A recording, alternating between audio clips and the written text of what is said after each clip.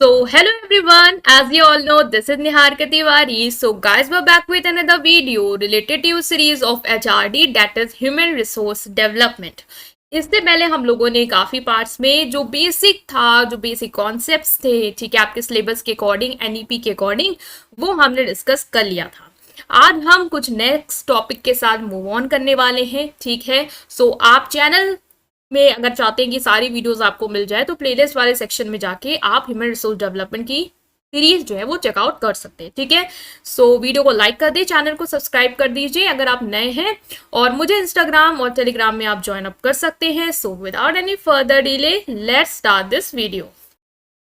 Now guys, आज जैसे कि आप स्क्रीन पे देख सकते हैं, जिस टॉपिक को लेके आज हम डिस्कस करने वाले हैं वो है आपका ह्यूमन रिसोर्स डेवलपमेंट से related, that is potential development, ठीक है। पोटेंशियल डेवलपमेंट क्या है, इसका मीनिंग क्या है, कॉन्सेप्ट क्या है। देखो, हम ऑर्गेनाइजेशन की बात कर रहे हैं जहां पे आपको पता है ह्यूमन रिसोर्स डेवलपमेंट के कॉन्सेप्ट को लेकर हमने डिस्कस किया। क्या होता है ह्यूमन रिसोर्स डेवलपमेंट, बार बार इतना क्लियर करने की जरूरत नहीं है। सीरीज देखी है तो आपको क्लियर है कि वहां के जो रिसोर्स है, ह्यूमन रिसोर्स है, उसका आपको क्या करना है, डेवलपमेंट करना है, उनको ट्रेनिंग प्रोवाइड करनी है, उनके करियर ग्रोथ में उन्हें हेल्प करना है, ठीक है। तो अगर आप डेवलपमेंट की ओर फोकस कर रहे हैं तो आप उसके पोटेंशियल को भी डेवलप करेंगे ही करेंगे, ठीक है। अब क्या होता है पोटेंशियल, वो हम आगे डिस्कस करने वाले हैं। मीनिंग पढ़ेंगे, कॉन्सेप्ट पढ़ेंगे, ऑब्जेक्टिव क्या है आपका, क्यों करना है आपको उनके पोटेंशियल का डेवलपमेंट, किस तरीके से कर सकते हैं, और क्या ऑब्स्टिकल्स आते हैं इस पोटेंशियल डेवलपमेंट में। देखो, यहाँ पे बहुत सारे जो टॉपिक्स हैं जो एग्जाम में आ सकते हैं, इस टॉपिक से, इस कॉन्सेप्ट से लेके वो हो सकता है या तो मीनिंग पूछे, मेथड पूछे, या तो कॉन्सेप्ट पूछे, ऑब्स्टिकल पूछे। तो यहाँ पे मैंने सारी चीजें कवर कर दी है एक ही साथ, ताकि आपको हेल्प हो जाए रिलेट करके उसको अंडरस्टैंड करने में, ठीक है। लिखना आपको अपने शब्दों में है, बस अंडरस्टैंड कर लो कि होता क्या है, ठीक है। पहला है पोटेंशियल अप्रेजल, ठीक है। Potential appraisal also known as talent और पोटेंशियल असेसमेंट। देखो, अप्रेजल मतलब क्या होता है, किसी चीज का आकलन करना, असेसमेंट करना। पोटेंशियल को हम दूसरे वर्ड में क्या कह सकते हैं कि टैलेंट, मतलब कि कोई इंप्लॉय है, ऐसा तो नहीं उसके अंदर कोई टैलेंट नहीं होगा, हो सकता है उसके अंदर बहुत अच्छा पोटेंशियल हो, बहुत अच्छा टैलेंट हो लोगों को अंडरस्टैंड करने का, ठीक है। हो सकता है उसके पास क्रिएटिविटी का अच्छा टैलेंट हो। तो आपको उसको एसेस करना है, पता लगाना है किस तरीके का है, उसको असेसमेंट करना है, उसको जानना है, और देखना है कि उसके अंदर कितनी काबिलियत है और किस तरीके की काबिलियत है, और किस तरीके से हम उसको और यूज कर सकते हैं उसमें और डेवलपमेंट करके, ठीक है। It is the process used by organization to identify and evaluate the future capabilities and growth potential of employees. Potential appraisal या टैलेंट अप्रेजल या टैलेंट असेसमेंट क्या होता है, मतलब कि एक प्रोसेस है जो एक ऑर्गेनाइजेशन यूज करती है, किस लिए, आइडेंटिफाई करने के लिए। पहले तो आप जो भी इंप्लॉयज का पोटेंशियल है, ठीक है, पहले तो उसको आप पता लगाओ कि क्या है, और उसकी जो फ्यूचर कैपेबिलिटीज है, ठीक है, कि फ्यूचर में उससे वो क्या कर सकता है, उसके अंदर क्या क्षमता है उस चीज से रिलेटेड, वो सारी चीज को आपका जाना, ठीक है। And growth potential of employee, identify करो और इवेल्युएट करो, पता लगाओ किस तरीके का है। It involve assessing an individual ability to take on higher level responsibility and performance in more complex role within the organization. मतलब कि आप टैलेंट असेसमेंट कर रहे हो, इसका मतलब आप जान रहे हो कि उनकी कौन सी एबिलिटीज है जिसकी वजह से हम उनको हायर लेवल की रिस्पॉन्सिबिलिटीज दे भी सकते हैं, और वो उस रिस्पॉन्सिबिलिटी को अच्छी तरीके से निभा सकते हैं, कॉम्प्लेक्स रोल को निभा सकते हैं ऑर्गेनाइजेशन में, क्योंकि उनके अंदर वो एबिलिटी है। हो सकता है उनके अंदर टैलेंट है प्रॉब्लम सॉल्विंग का, कोई भी प्रॉब्लम आती है वो घबराते नहीं, उसको अच्छे से सॉल्व कर लेते हैं। तो हम उसको पता लगाएंगे, आइडेंटिफाई करेंगे, और देखेंगे कि उसके अंदर किस हद तक वो चीज है, और हम किस तरीके से उस चीज को डेवलप करके अपनी ऑर्गेनाइजेशन में उसको यूज कर सकते हैं, ठीक है। The concept of potential appraisal is based on the belief that individual possess various level of untapped ability and potential that can be further developed and leveraged for the benefit of organization। ऐसा माना जाता है कि potential appraisal जो है वो इसलिए किया जा रहा है क्योंकि ये बिलीव है कि हर इंडिविजुअल के अंदर या मोस्ट ऑफ द इंडिविजुअल के अंदर अलग अलग एबिलिटीज होती है जो अभी तक पता भी नहीं लगाई गई है, अनटैप्ड है, ठीक है। तो उसको आपको क्या करना है, पता लगाना है। पता लगाने के लिए आप कैसे लगाओगे, कैसे पता लगाओगे, ये भी होता है ना। तो हो सकता है आप कुछ ऐसे प्रोग्राम्स ऑर्गेनाइज करो जिसमें वो टैलेंट उभर के आए, लाइक आप ब्रेन स्टॉर्मिंग वाला कोई प्रोग्राम करा दो, और फिर आप देखो कि इसमें कौन लोग कितनी हद तक कितना अच्छा दिमाग लगा पा रहे हैं, तो आपको समझ में आ जाएगा कि इसके अंदर ये टैलेंट है। हो सकता है वो अभी तक उसने दिखाया ना हो, उसको खुद भी ना पता हो कि मेरे अंदर ये टैलेंट है। तो एक ऑर्गेनाइजेशन का काम है कि उसको आप पता लगाओ और उसको क्या करो, डेवलप करो और उसको यूज करो अपनी ऑर्गेनाइजेशन में, ठीक है। By identifying employees with high potential, organization can make more inform decision regarding talent management, succession planning and career develop. आपको उसका टैलेंट पता होगा तो आप उसके करियर डेवलपमेंट की अच्छे से प्लानिंग कर पाओगे, फर्दर फ्यूचर प्लानिंग उसकी कर पाओगे, ये सारी चीजें। अब आता है कि पोटेंशियल डेवलपमेंट क्यों करते हैं, क्यों आप किसी का पोटेंशियल को पता लगाना चाहते हो, ठीक है, क्या ऑब्जेक्टिव है। तो पहला है टैलेंट आइडेंटिफिकेशन, टैलेंट को आइडेंटिफाई करने के लिए आप पोटेंशियल अप्रेजल कर रहे हो। Potential appraisal help identify employees who have the capacity and readiness to assume more significant role and responsibility in the future। मतलब कि potential appraisal या talent का assessment आपको पता लगाने में ये help करता है। ये अगर आप किसी का potential को पता लगा रहे हो तो आपको ये help करेगा कि आप ये पता कर पाओ कि उसकी कितनी कैपेसिटी है कि अगर हम उसको कोई फ्यूचर में रिस्पॉन्सिबिलिटी या रोल देते हैं तो वो निभा पाएगा। तो आप कैसे पता लगाओगे, उसके टैलेंट को आइडेंटिफाई करके, ठीक है। अब तब आप पता लगा पाओगे, जैसे मान लो मैं हूं, कोई मेरे टैलेंट को आइडेंटिफाई करेगा तो मुझे बताएगा कि तुम ये कर सकती हो, तुम्हारे अंदर ये है, तो वो मुझ पर ट्रस्ट करेगा और मुझे वो रिस्पॉन्सिबिलिटी भी देगा फ्यूचर में। मुझे लगेगा ये मुझे क्यों दिया जा रहा है, मैं इसके काबिल नहीं, लेकिन उसने उसको आइडेंटिफाई करा है और वो अब उसको डेवलप करके मुझे भी उस चीज में बिलीव करने में और उसको यूज करने में हेल्प करेगा, ठीक है। This allow individual organization to focus their resources on nurturing and develop high potential individual. आपको आप हाई पोटेंशियल इंडिविजुअल ला सकते हो। एक ऑर्गेनाइजेशन में सबसे बढ़िया फैक्टर क्या होगा, लोगों के पोटेंशियल को जानने के बाद आप उनसे काम करवा सकते हो, उनको अच्छी अच्छी रिस्पॉन्सिबिलिटी, बड़े लेवल की रिस्पॉन्सिबिलिटी दे सकते हो, सक्सेशन प्लानिंग कर सकते हो। मतलब अगर अपने एम्प्लॉयज का पोटेंशियल को पता लगाते हो तो ऑर्गेनाइजेशन के identify suitable candidate for succession planning.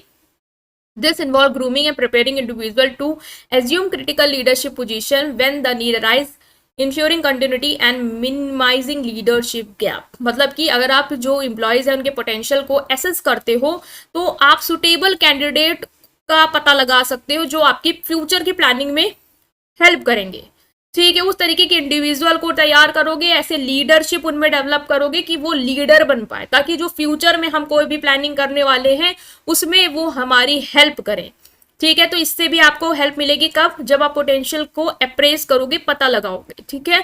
Career development में हेल्प कर सकते हो, आपको उनके पोटेंशियल के बारे में पता चल गया, इसके अंदर ये टैलेंट है तो अब मैं उसको उस चीज में अच्छा करूंगा, उससे रिलेटेड जो भी उसके पास करियर अपॉर्चुनिटी है उसमें उसको मतलब डायरेक्शन दूंगा और उसमें वो करियर डेवलपमेंट में हेल्प करने वाला हूँ, ठीक है। तो एम्प्लॉयज की आप स्ट्रेंथ पता लगा सकते हो, कहाँ पे वो आप डेवलपमेंट कर सकते हो, ग्रोथ पोटेंशियल पता लगा सकते हो। इससे आप क्या करोगे, उसके लिए ट्रेनिंग प्रोग्राम डिजाइन करोगे, उसको करियर पाथ बताओगे। आपके अंदर मान लो प्रॉब्लम सॉल्विंग की बहुत अच्छी कैपेबिलिटी है तो आप उसको कहोगे आप एक लीडर बन सकते हो, एक करियर इसमें आप चूज कर सकते हो, ठीक है। टैलेंट के मैनेजमेंट का ऑब्जेक्टिव हो सकता है by understanding individual potential, organization can make strategic decision about talent deployment, job assignment and talent retention. अगर आपको पता है कि इंडिविजुअल के पोटेंशियल के बारे में तो आप उसके रिगार्डिंग स्ट्रैटेजिक डिसीजन बनाओगे कि कैसे मुझे उसको जॉब देनी है, कैसे मुझे उसी टैलेंट को रिटेन करना है, ठीक है। High potential employees may be given challenging assessment, exposure to diverse role और स्पेशल डेवलपमेंट अपॉर्चुनिटी। जो हाई टैलेंटेड या हाईली पोटेंशियल एम्प्लॉयज होंगे उनको हम ऐसे असेसमेंट दे सकते हैं जो चैलेंजिंग हो, अलग अलग डाइवर्स रोल दे सकते हैं, कभी लीडर बनाया, कभी मैनेजर बनाया, ठीक है, कभी उसको सीईओ की पोस्ट में हमने दे दिया कि आप इसको भी हैंडल करो। तो आप इस तरीके से उनका जो टैलेंट है उसको मैनेज कर सकते हो, अलग अलग जगह पे उसको यूज कर सकते हो, डिप्लॉय कर सकते हो, ठीक है। मोटिवेशन एंड एंगेजमेंट, अगर आप किसी इंडिविजुअल का पोटेंशियल जानते हो तो आप उसको मोटिवेट कर सकते हो, उसके रिगार्डिंग कहो कि आपके अंदर ये टैलेंट है, आप इसमें अच्छा हो, तो वो मोटिवेटेड फील करेगा, हाँ मेरे अंदर कुछ है जिसकी वजह से मुझे ये लोग इतना सपोर्ट कर रहे हैं, इतनी अपॉर्चुनिटी दे रहे हैं। एम्प्लॉय जो अवेयर है अपनी ग्रोथ अपॉर्चुनिटी और सपोर्टेड, उनको सपोर्ट भी मिलता है, वो अच्छे से अपने करियर को मतलब आइडेंटिफाई करके उसमें मूव ऑन कर सकते हैं और कमिटेड होते हैं ऑर्गेनाइजेशन से, क्योंकि उनको लगता है कि मेरे अंदर कोई भी टैलेंट होगा ये मुझे जरूर बताएंगे और उसको हेल्प करेंगे ग्रो करने में, इसलिए ताकि मैं अपने करियर में और अच्छा कर पाऊँ, कोई और बड़ी पोस्ट है अगर मेरे लिए ऑर्गेनाइजेशन में तो मैं उस पर काम कर पाऊँ, ठीक है। स्पीड अगर आपको ज्यादा लग रही है आप स्पीड को स्लो कर सकते हैं, क्योंकि स्पीड काफी लोग को लग जाती है। मतलब मैं जब पढ़ाती हूँ ना तो ये होता है कि स्पीड हो जाती है तेज, तो आप उसको फ्लो में वो थोड़ा सा मैनेज कर लेंगे, ठीक है। नेक्स्ट आता है आपका पोटेंशियल अप्रेजल मेथड, ठीक है। पोटेंशियल अप्रेजल मेथड क्या है, मतलब कि आपने देखा पोटेंशियल अप्रेजल क्या है, दूसरा वर्ड टैलेंट का असेसमेंट करना, पता लगाना, उसको देखना कैसा है क्या है। किस तरीके से आप पता लगाओगे, मैंने उस बार भी कहा था कैसे पता लगाओ, तो मैंने एक एग्जांपल दे दिया कि ब्रेन स्टॉर्मिंग करा ली, मतलब कि बहुत सारे लोगों को इकट्ठा करा, बोला कि आप एक टॉपिक दे दिया, कहा आप सब लोग अपने अपने राय दो, फिर देखो कौन इतनी बढ़िया राय दे रहा है, तो आपको पता चल जाएगा इसके अंदर एक टैलेंट है, ये बढ़िया दिमाग लगा लेता है, ठीक है। तो आपने इस तरीके से पता लगा लिया इसके अंदर ये टैलेंट है। तो अलग अलग मेथड होते हैं जो ऑर्गेनाइजेशन यूज करती है। पहला है competency based assessment. Competency based assessment क्या है, this method evaluate individual competency and scale relevant to current and future role. ये जो मेथड है वो इंडिविजुअल की कॉम्पिटेंसीज और स्किल जो उसके फ्यूचर और करंट रोल में, मतलब कि एक दूसरे से रिलेटेड है, रेलिवेंट है, उसको पता लगाने में हेल्प करता है। मतलब कि क्या, कि उसके अंदर क्या लीडरशिप क्वालिटी है, क्या प्रॉब्लम सॉल्विंग है, कम्युनिकेशन कैसा है, अडॉप्टेबिलिटी क्या है, टीम वर्क क्या है।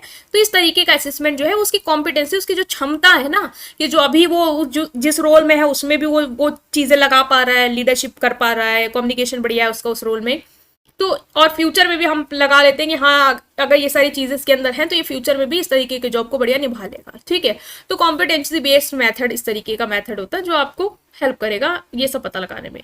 Competency assessment can be conduct, आप देखो कैसे कंडक्ट करोगे, कैसे पता लगाओगे इसके अंदर टीम वर्क है, प्रॉब्लम सॉल्विंग, कम्युनिकेशन, ये सब कैसे पता लगा लोगे, पता लगाओगे अगर आप उसको इंटरव्यू ले लो तो देख लो कि कम्युनिकेट कैसे कर रहा है, प्रॉब्लम सॉल्विंग, कोई प्रॉब्लम देखो कैसे सॉल्व कर रहा है। सेल्फ असेसमेंट करा लो, मतलब कि सेल्फ असेसमेंट क्वेश्चनर, कोई क्वेश्चन तैयार कर लिए जिससे वो खुद आंसर दे रहा है, तो इससे वो उसका सेल्फ असेसमेंट हो जाएगा कि वो कैसा है अपने में, ठीक है। बिहेवियर ऑब्जर्वेशन, मतलब कि आप किसी जगह जाओ और ऑब्जर्व करो बस कि कैसे लोग बिहेव कर रहे हैं, उससे भी आपको पता चल जाएगा कि इसका कम्युनिकेशन कैसा है, ये किस तरीके से डील कर रहा है लोगों से, उससे भी आप करा सकते हो, ठीक है। तो कॉम्पिटेंसी बेस्ड असेसमेंट मतलब कि जो भी कॉम्पिटेंसीज होती है लाइक लीडरशिप, प्रॉब्लम सॉल्विंग, इन सबका असेसमेंट करना, और कैसे करोगे, क्वेश्चनर करो, इंटरव्यू करो, ये सारी चीजें। Next is performance appraisal. Performance appraisal data can provide invaluable insight into our employee current performance and achievement. जो performance appraisal data होता है वो आपको क्या करता है, इंफॉर्मेशन प्रोवाइड करता है कि एम्प्लॉय की करंट परफॉर्मेंस और अचीवमेंट के बारे में। आप क्या करोगे, एम्प्लॉयज की जो भी परफॉर्मेंस होगी उसको देखोगे कैसी है अभी तक, ठीक है। मान लो आपने परफॉर्मेंस हिस्ट्री निकलवा ली, पूछ लिया जो भी सुपरवाइजर की इनकी परफॉर्मेंस हिस्ट्री बताओ, पास्ट की कैसा ये काम करते आए हैं, तो आपने उनके परफॉर्मेंस को पूरा एनालाइज किया कि पास्ट में इनका ये परफॉर्मेंस रहा है, उस हिसाब से फिर मैंने सोचा कि ये इनके अंदर क्या टैलेंट है क्या नहीं है, तो उससे मैंने इनका पोटेंशियल जो है आइडेंटिफाई कर लिया। सुपरवाइजर से फीडबैक ले लिया, आप बताइए क्या फीडबैक है आपका इनके बारे में, क्या ये सही काम कर रहे हैं नहीं कर रहे, क्या टैलेंट इनके अंदर आपको लगता है जो हम यूज कर सकते हैं फर्दर, ठीक है। Accomplishment of goal can help god their potential for assuming higher level responsibility. Next आप कर सकते हो talent review and calibration. Talent review meeting involve a collaborative evaluation of employee potential by panel of senior leader और manager. मतलब क्या talent review meeting करा सकते हो, एक पैनल बैठा सकते हो लीडर का, सीनियर लीडर और मैनेजर का, और वो क्या करेंगे एक साथ मिलके उस एम्प्लॉय के पोटेंशियल को पता लगाएंगे, ठीक है।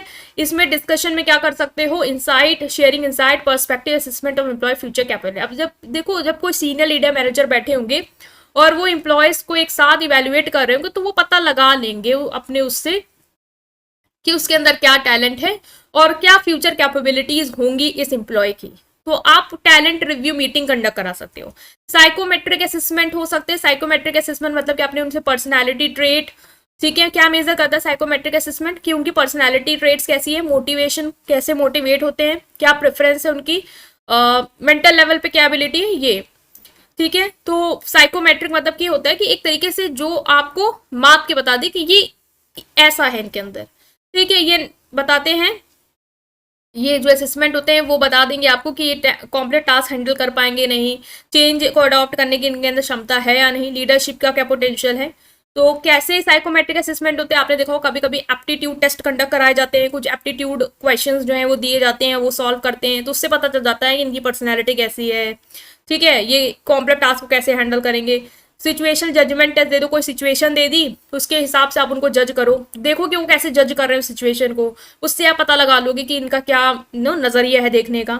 तो इस तरीके से आप साइकोमेट्रिक असेसमेंट जो है वो कर सकते हो।